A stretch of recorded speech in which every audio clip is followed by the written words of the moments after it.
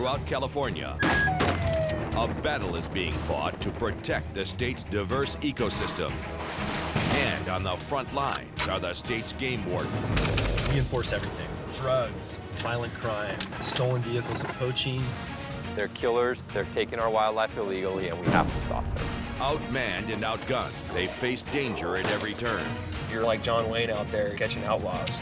You don't know who you're going to contact, what's going to happen. Every patrol could be your last day. On this episode, the wardens bust a commercial poacher. Police, search warrant, open the door! Beat a trapper at his own game. This is pretty bad. And race to save young lives. Doesn't look too good. All in their pursuit of wild justice. We are the last line of defense. And without us, you have no wildlife.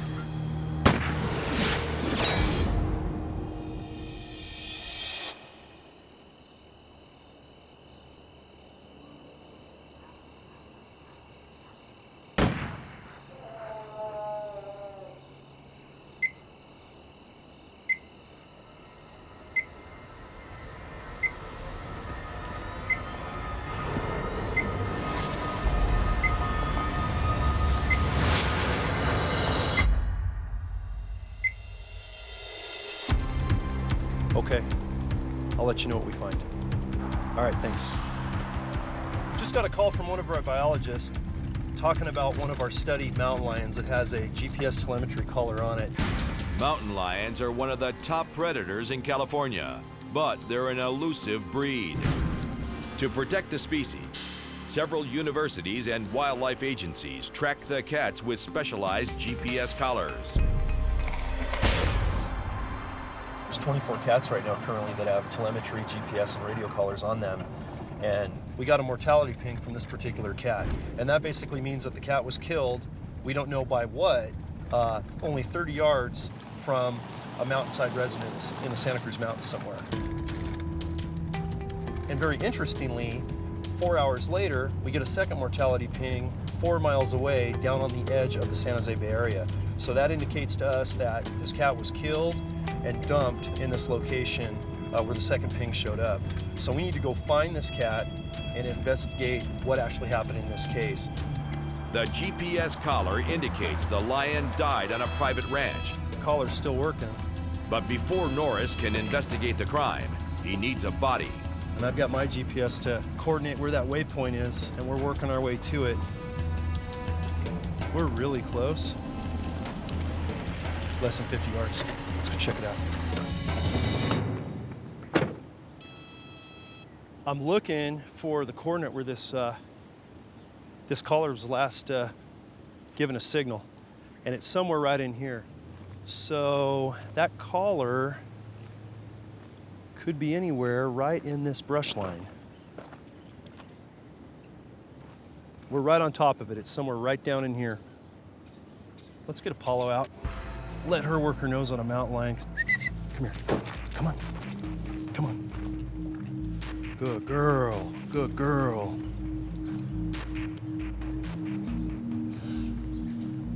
All right, we're only about 20 yards. It's somewhere. Come on, babe. Come on. See if she smells a dead animal. See if we have a lion. Find it. Smell it. Find it.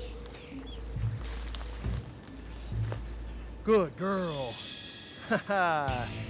Of course. We don't have a cat, we just have a collar. It's been cut right there. This is one of our tracking collars. And if there was a dead cat down here a week old, she'd smell it and pick up on it right away. And all she's smelling is this collar with a little bit of lion hair and scent on it. So I definitely detect foul play. It looks like somebody killed a lion, realized it was collared, and dumped it here closer to the city. And now we have a collar but no cat. The GPS showed the body was moved. Come on, Apollo. But an empty collar points back to the ranch where the mountain lion died. I gotta get Pref and Tyson. We can get the canines out and let their noses work. This cat's been dead a week, and it could be buried, it could be thrown off the property somewhere, so we'll bring as many dogs as we can. These are between $5,000 and $10,000 of technology, very valuable to our study project, so we're gonna find this cat.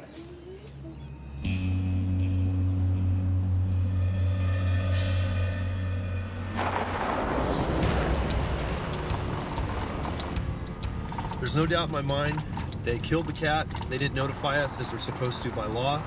Kind of went, uh-oh, big mistake. Cut the collar, drove it down the road, and just threw it in someone's yard to get rid of the evidence.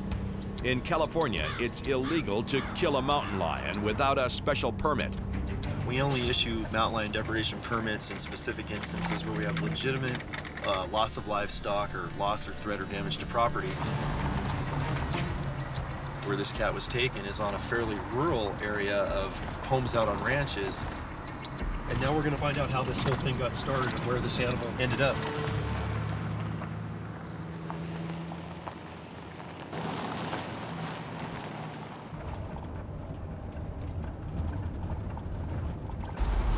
Yep, here's his porch.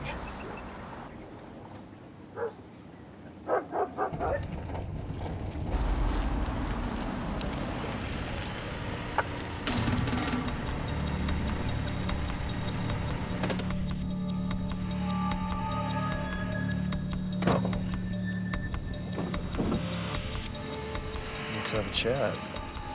Cool.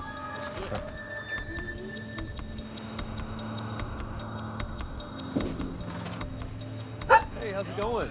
I'm John. John, wash my hands. No problem. How you doing? All right. Well, what's up with you guys?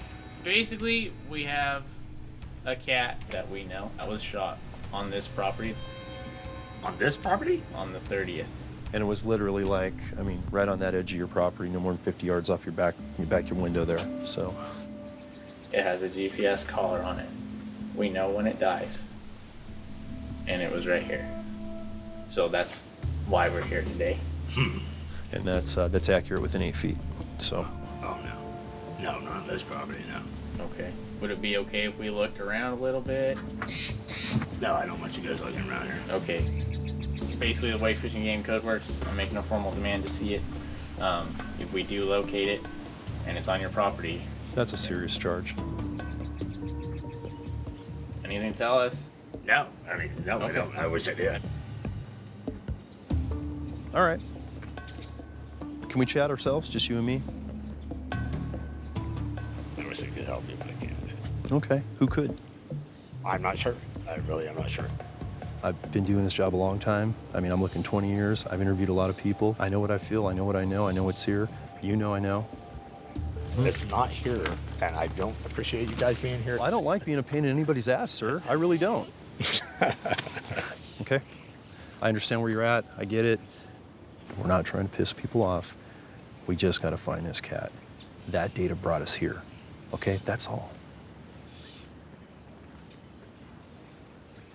Please leave.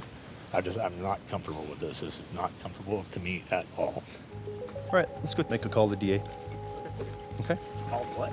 District Attorney. So we'll come back with a search warrant and go that route. Hey, wait a minute. You know where I'm coming from. We do, but I'll tell you what, we're wasting your time and we're wasting our time. Yeah, I'd rather So not be... say we resolve this today. Let's say that did happen. Hypothetically, it did happen. Where does it go from there? You tell me. There will be a citation right now.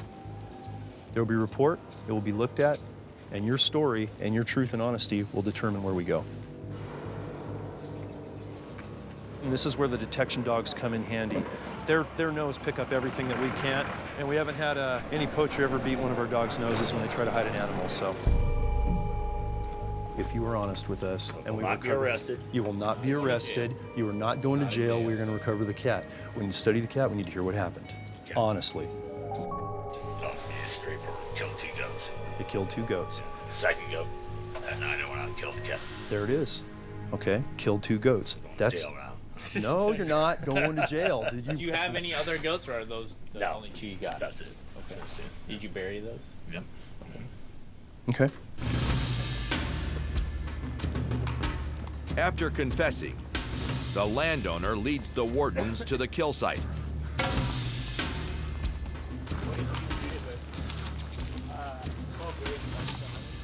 Went down easy with 1 shot from the 12 gauge. Okay. Speeding on the goat there. She left one dead over there. Speeding on the goat here. Shot her from that window right there. Okay. So you just left the goat then, see if that cat would come back in. That's how depredation works. Yeah, pretty much what we recommend if you have to put a cat down. So where are the goats now? They're buried. They're all buried? Okay. To back up the shooter's story, Quintal helps him dig for the goats, Pref, you want to do some digging? Let's try to pull that cat out. while Norris and Prepper exhume the mountain lion.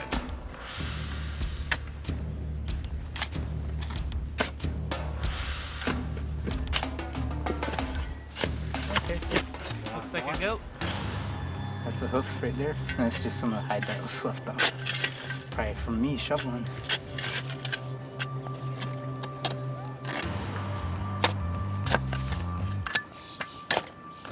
I see some hair there. I think it's That's a paw. That's whiskers or, yeah. It's important to recover the mountain lion carcass in this case, one, to have the cat itself as evidence to the situation. But also, what we're gonna find out now is do a necropsy on the animal. Our biologists will look at that, they'll find out what it's eating, they'll find out what its range is, its habitat, if it had any diseases, and all of the GPS data that we got off of telemetry collars told us exactly what we thought, that it was killed here on the property, and that the collar was removed and taken to another place. I could see in his face that he had taken the cat, but he just didn't want to admit it. He thought he was going to jail today and everything else. But under these circumstances, he's completely legitimate in taking this lion under the laws of California. And he understands now that all he had to do was call us to get a permit, and we would have come up, seen the site, seen that it was legitimate, issued a permit, and we wouldn't have had to go to this level. But another case where technology pays off. Let's get out of here. Good work, guys. In Mendocino County, Fish and Game mobilized to take down a commercial poacher. That individual has been known to us for quite a while who's been suspected in abalone poaching. An edible sea snail, abalone poaching is a multi-million-dollar black market industry. They're not the cutest and the fuzziest and the coolest creature, but they are a delicacy in many parts of the world. The meat is so delicious, everybody wants it. Mendocino exists on tourism, and a huge part of that tourism is abalone diving. If you take that away, it crushes our economy. Poachers have pushed the species to the brink of extinction, so commercial fishing for abalone is against the law. So the individual we're looking at also owns a house in San Francisco. So we're going to be serving a warrant at 2 locations all at the same time, here in Willits and a place in San Francisco. Wardens believe the suspect is a major trafficker of illegal abalone to local restaurants. The reason we're serving warrants at the same time is we don't want individuals calling each other saying, hey, you know, the game warden's in my place. We want everybody to be surprised at the same time. Don't want a bunch of calls being made. We don't want anything going out the back door, and we don't want people leaving.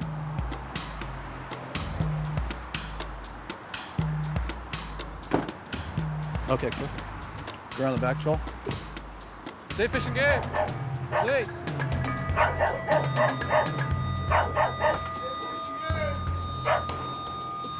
Stay fishing game, please. Stay fishing game, please. How's it going, Bob? Yeah. We have a search warrant today. You want to come in with me? Let's make sure nobody else is here. Okay. Ma'am, I need you to sit down, please. You need to sit down out here. We have a search warrant. We're going to be searching the residence and everything today, okay? We're also serving a warrant at your place in San Francisco right now. 150 miles south in San Francisco, California. We're going to be right down the street.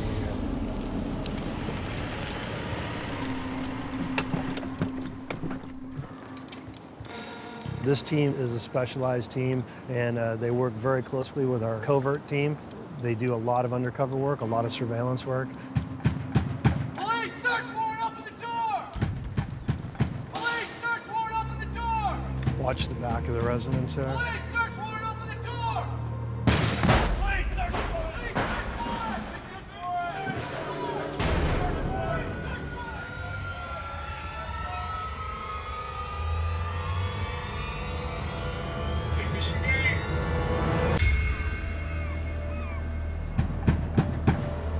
Police, search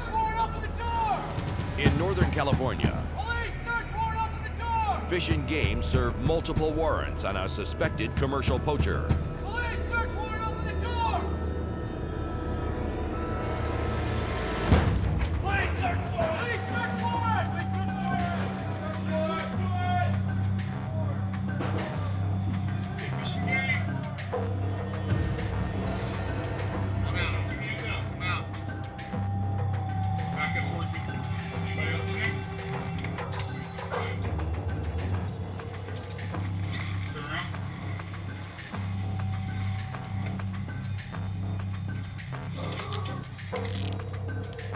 The San Francisco unit quickly takes control of the suspect's house. Gonna start the search phase for evidence. We're looking for receipts, ledgers, anything indicating that he may be selling abalone, or who he sells to, who he buys from, that sort of thing. They have at least 2 that they've seized so far, untagged, illegal. So that's about 8.5 inches. The legal size is 7 inches. It's pretty substantial abalone. They have to be tagged. These are untagged. That's a violation right there. Certain varieties, they say, are going for up to $1,900 a pound. So it's worth a lot of money. 150 miles north, back in Willits. If you could get everybody over to the restaurant, that'd be great. The primary team searches the suspect's business. Okay, we can look through all the places in the back. I'll let everybody know. Come on. This way.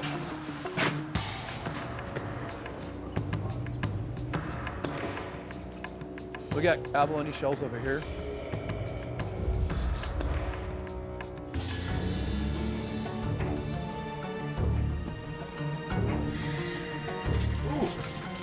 There's stuff up here.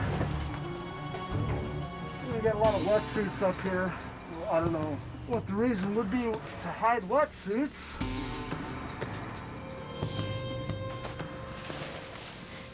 It just keeps going on and on. Wow. Wetsuits by the case. Usually when you find all this brand new dive gear, you're looking at a dive shop or a sports store. Mr. Ng only owns a restaurant. You can't touch everything. There's something wrong. Let's go. I've never seen this many wetsuits in one place ever. These are abalone gauges. These are abalone irons. This is what they used to take abalone. These guys aren't going out sport diving to look at pretty fishies. Their sole motivation is taking abalone.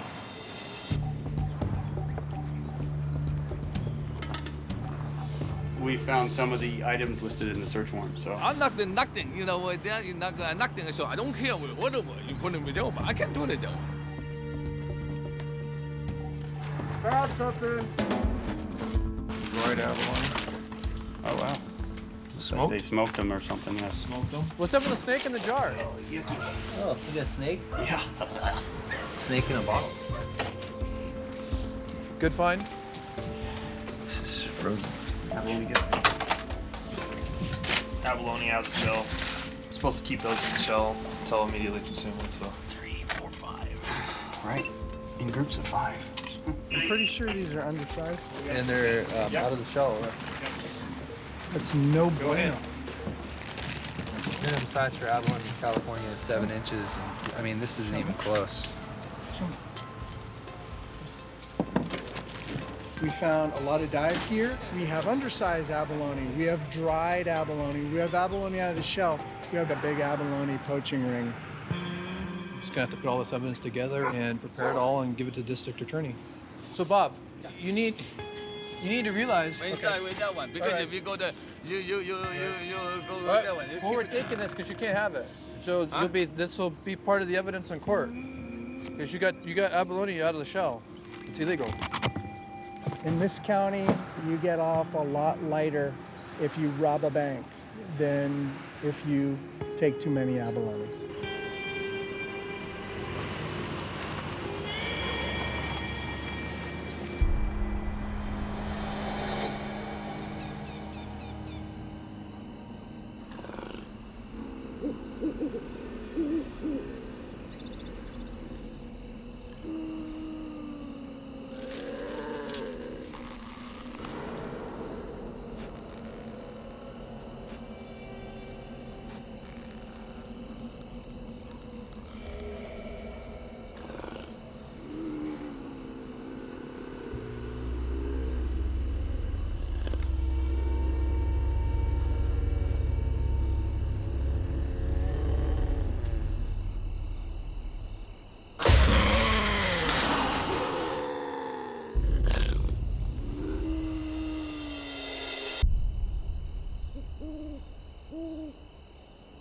Plumas County, California.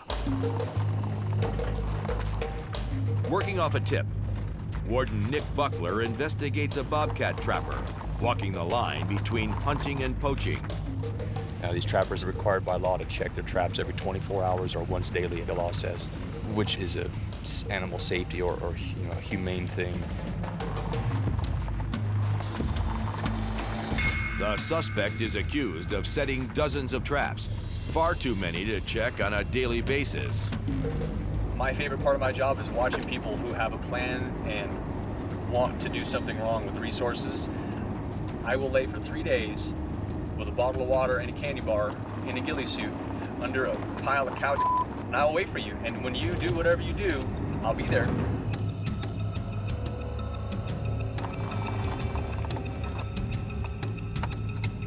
Oh, there it is, right there.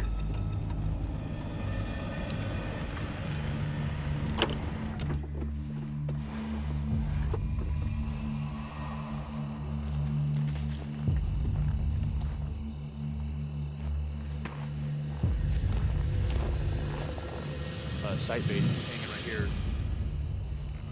This is loose enough that it catches a little bit of wind to visually attract a target species, which is probably a bobcat. That brings in the biggest money.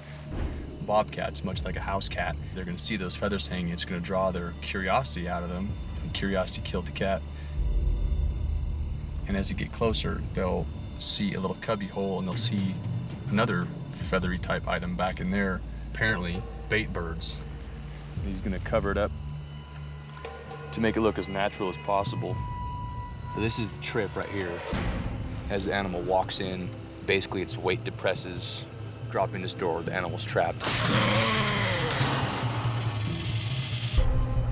It's awfully cold out tonight, and with no food, no water, and not much cover, it's gonna sit here and most likely expire. It's got his tag on it here, which it's required to have their name and their trapping number on it. Let me sit and see if he's fulfilling his requirement and checking his trap once a day. Let's go get set up. Buckler may have found one of the suspect's traps. Now it's the waiting game. But he still needs 24 hours of surveillance to prove the hunter is a poacher. Whether or not this guy is within the law remains to be seen. It's not the glory job tonight where I'm just gonna sit here for 24 hours. Hopefully there's no animals stuck in a trap. As Buckler continues his vigil through the night. In Tulare County. 3 bobcats, a firm. Warden Mike Conley works a bobcat case of his own. Some guys were taking out an orchard over here, and I think the mom had dropped their litter in one of these big brush piles, and the guys were removing the brush, and they found these 3 kittens. So we'll go over there and see what's going on. When I get out of the job, it's kind of changed over the years. I mean, honestly, when I first got on, I really liked catching the bad guys, and I still do. That's obviously a big part of what we do. But I think over the years, I guess I take a little more enjoyment opening my eyes and just seeing where I'm at and enjoying the fact that I get to work outside all the time. I mean, on a daily basis, I can be in some of the most pretty spots in the state. This is a passion of the heart, I guess you could say.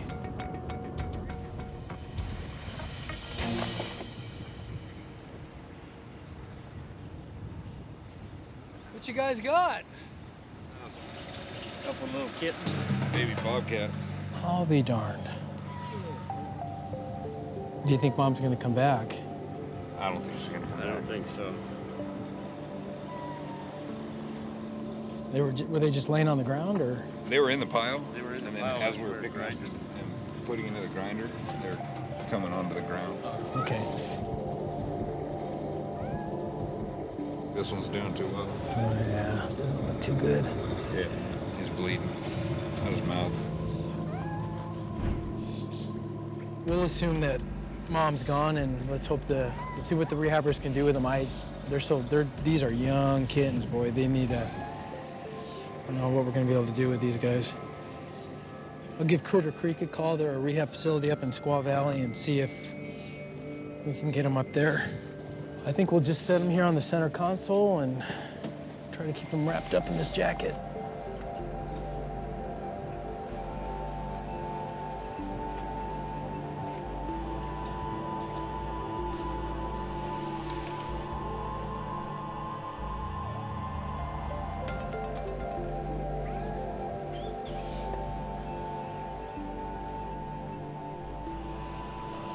Okay, thanks, man. Thanks for calling. All right, guys. I have a feeling Mom just dropped the litter in those piles where she thought it was safe, but obviously these guys are clearing this orchard, which is very common around here. I mean, it goes on all the time. That's part of this industry, this county, so it was good that those guys called, and we'll try to get the three that we have over to the rehabber and see if they can fix them up.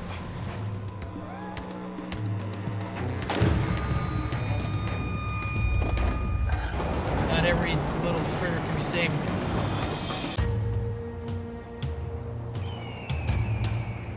In Fresno County, We got three. This one is in sad shape. Warden Mike Conley tries to save 3 injured baby bobcats. I'm not gonna mess with them. I'm gonna let Louise do it. Okay. She's a permitted rehabber. Critter Creek specializes in rehabilitating injured animals and returning them to the wild. One of the sort of sad facts of rehab is that easily 95 to 98% of all animals that come in here injured are injured because of contact with man. That's when wildlife gets in trouble. We're out there picking up animals off the road. A lot of people are finding animals in their backyards. Vets call, the sheriff called Highway Patrol. I mean, there's animals all over the place. They are wild animals. They want to be free. They want to be able to range. They are hardwired to breed and have young and to hunt, and their best defense is to be scared to death of people and to try to get away and stay away from people. We try to make their life as comfortable and as pleasant as it can be, but no matter how big an enclosure we can give them, it's just not the same.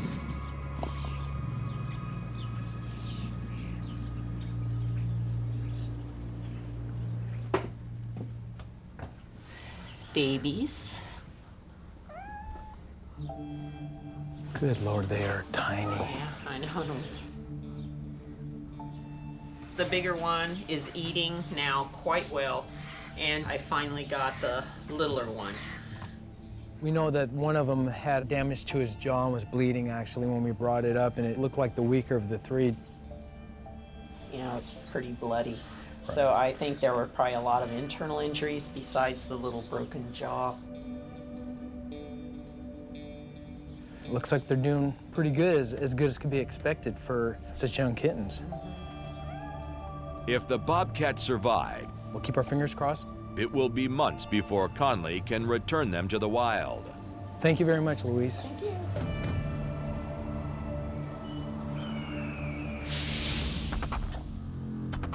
Back in Plumas County, No activity to report. Warden Nick Buckler is in the final minute of a 24-hour stakeout.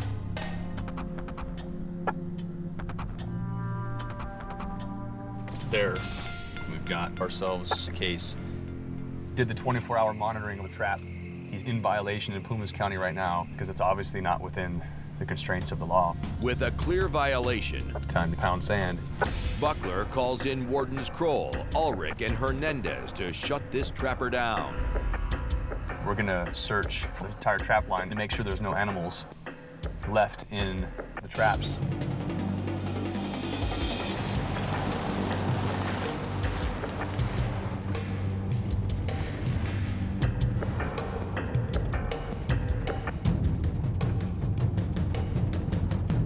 We're going to try and find some more traps because we believe this guy could be running up to 20 or 30 traps illegally.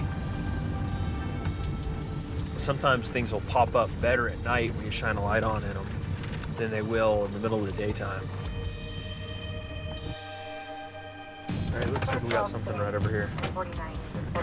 Take a look.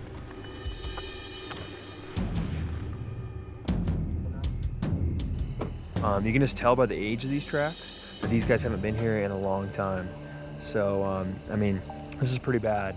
We can see that they've got a bunch of traps out. They're not monitoring it. Anything they catch is gonna starve to death or die of dehydration, whether it's something that is legal to kill or not. So that's why this is a big deal.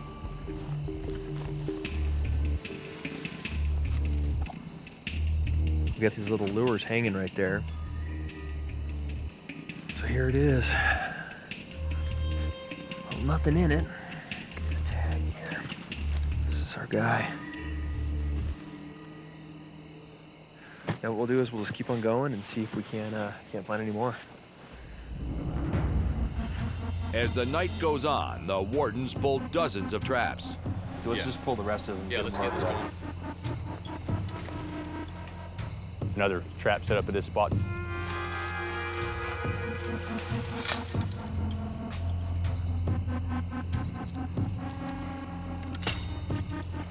Not enough hours in the day to get out there and keep checking all your traps and stay on top of all of them if you got over 30 out.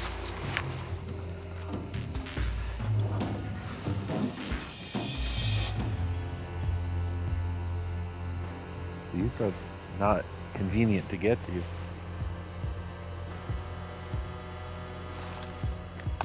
3 traps down here, and I didn't see any animals in them, so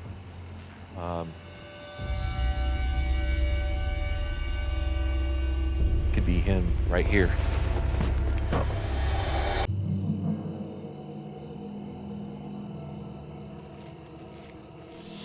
Plumas County, California. These are not convenient to get to. Warden Steve Ulrich tracks a string of bobcat traps left unattended by their owner. So I just checked 3 traps down here, and I didn't see any animals in them, so could be him right here.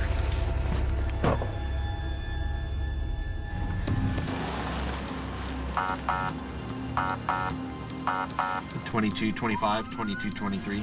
Copy. Come up and meet me. Could be him right here. 25, you copy, you wanna roll? Wardens Buckler and Hernandez move in to assist Ulrich. Ran into the trapper. We're gonna go up here and see what the story is with him.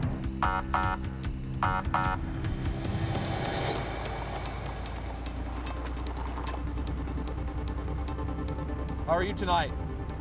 Good. You out checking your traps tonight? I am. Okay, I need to have a word with you. Okay.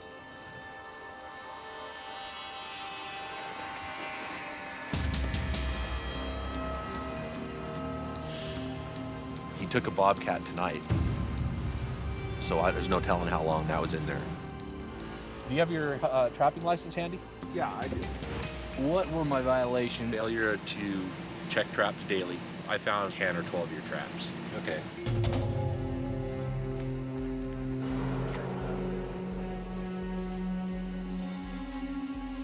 When did you move to California? It's been in the fall of '07. Okay, so you've been here plenty long. You took the trapping exam and all that stuff. I took that just this summer. And all this should have been covered about checking your traps. It was. I thought I could get away with it.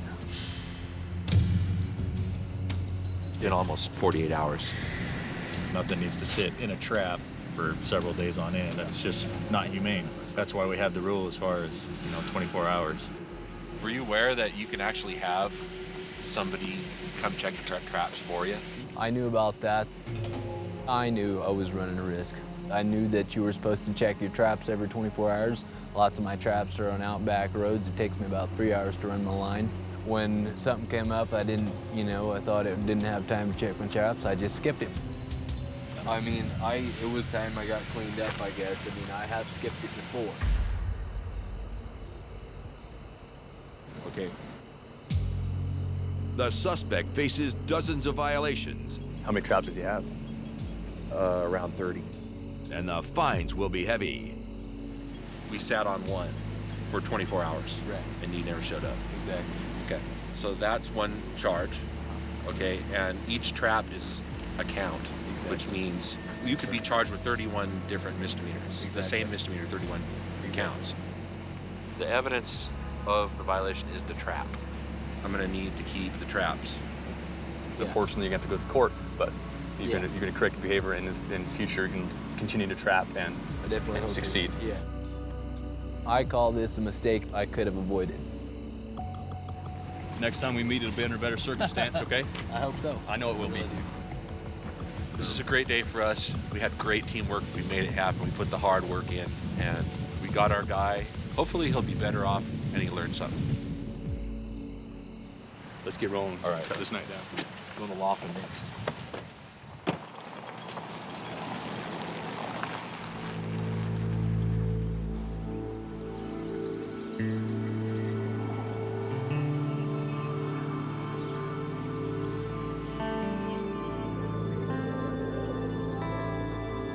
Squaw Valley, California.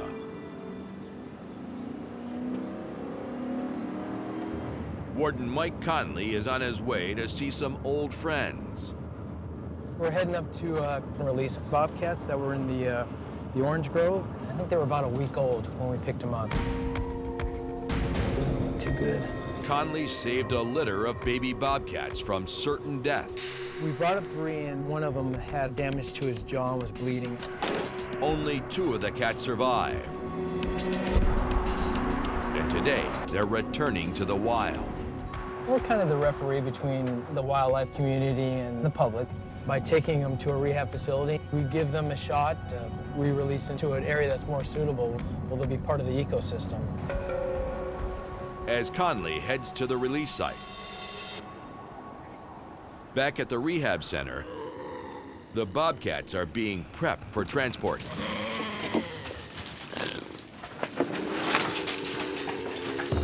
I think their progress is really great. They stayed wild. In this business, if they stay wild, it's a great thing, because you don't want them to come up to you, ever. For most wildlife, imprinting on human beings is the worst thing that can happen, because all it knows is human beings. It has no idea that it's a bobcat or whatever. So their best defense is to be scared to death of people. This is the friendlier one.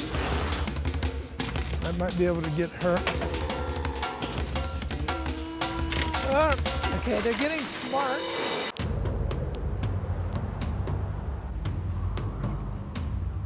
Squaw Valley, California.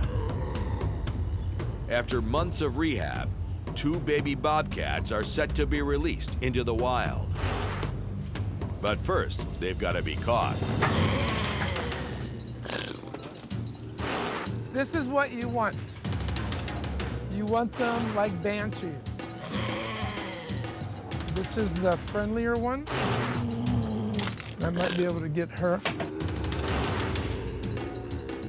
All right, now I have one, and the net now is out. Okay, they're getting smart, and they're very fast. Oh, no.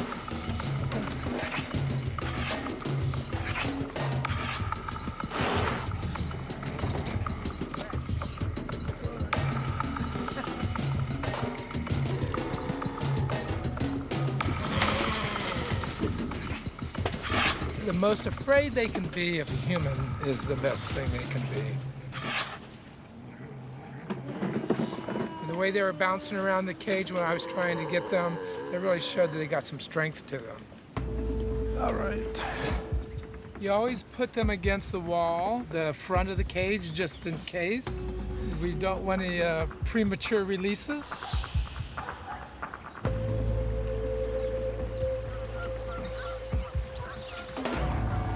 It was a long road to recovery for the bobcats.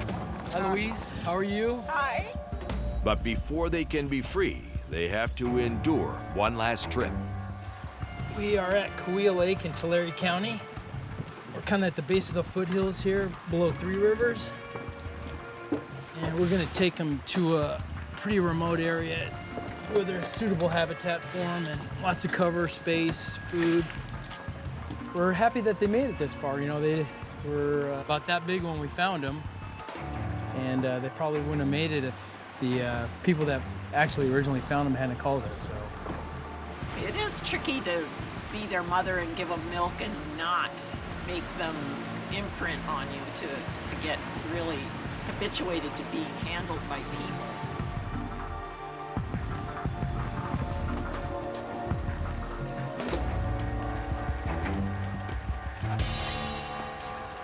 What they need is a canyon. Then, are we doing this trail over here? Yeah, To go go up up here, okay. yep, up over this mound, and we keep going back. Until the old man passes out? Is that Yeah, it? Okay. yep. Then I'll have to carry 2 bobcats and an old man. Yeah. When we let these guys go, it's really pretty impressive. We're doing it this way mainly to get as far away from people as possible, to give them the best chance they can have. Their chances are up to them. You can't come back and feed them, so they're on their own. I'm just hope they're wise guys. I mean, really fast learners, because they need all the chance they can get. I like the look of this canyon just right there. But I mean, There's nothing back here, Dan. I mean, it's just miles and miles. There's nothing. Well, you want them up there? No, I just want to ask them a question about what's around this one, what's around. Dan's like an old lady moving furniture. No, over here. No. I think it'd be better over here. Okay, if we went to that ridge right there and faced them that way, but Do you see all the tracks by the, in the more mud? canyons. Louise would hate hiking with me because I'd go, wait, it's on the next ridge. Wait, I want to go over the next ridge. I want to go over the next ridge. Why'd you bring him, Louise? Okay. I think they're good in here, man. I think we're in the middle of the boonies. Yeah. Just out there in that space. Okay. Right there. We'll do that.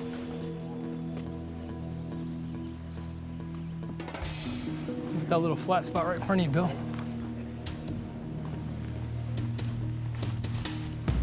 You have to have the right spot. I think we have it here. We've got adequate space, we have cover, we have water. They're far from any roads, far from any people. So we got everything, I think, that we need to make it a suitable habitat for them. I mean, after a couple months, you feel sorry for them that they're in a cage, but now, I mean, it feels great.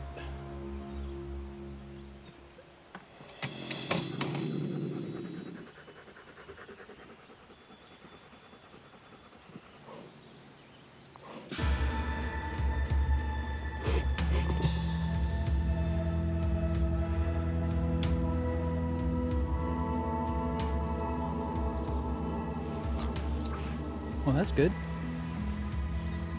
When I got them, they were as big as the palm of my hand and their eyes were closed. And you could barely even tell they were cats. They were just a little ball of fur. But they look pretty healthy. They look good. Our job is to protect the wildlife. That leads us mostly to dealing with people. But every once in a while, you get to see the other side of what you're protecting.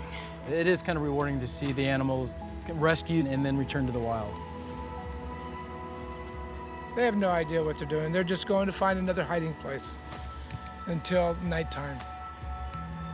Hopefully they find a decent place where nothing can hurt them and they'll just slowly come out. Just hope the best for them.